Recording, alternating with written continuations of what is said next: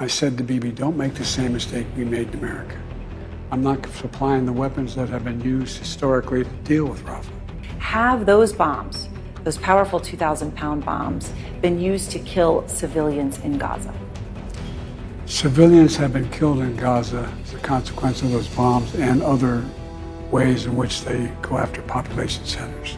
It's just wrong. We're not going to supply the weapons and the artillery shells used that have been used. Artillery shells as well. Yeah, artillery shells.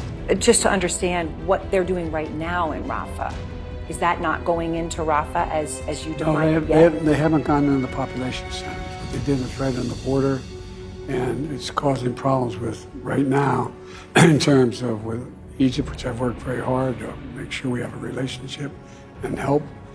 But I've made it clear to Bibi and the War Cabinet, they're not going to get our support if in fact they're going to these population centers.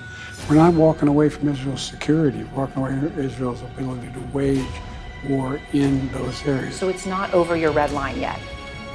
Not yet, but we've held up the weapons. When I went over immediately after that happened, I said to Bibi, don't make the same mistake we made in America. We want to get bin Laden, and we'll help you get Sinwar.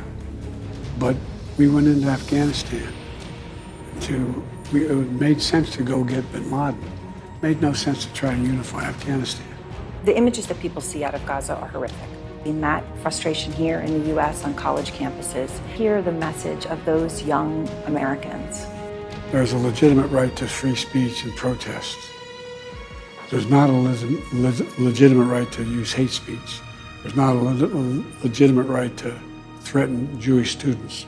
It took 7 decades to get to the place where after the Holocaust occurred and there's still anti-Semitism. Look what's happened. In 7 weeks, 70, what's happening? Everybody's sort of forgotten about what happened in Israel.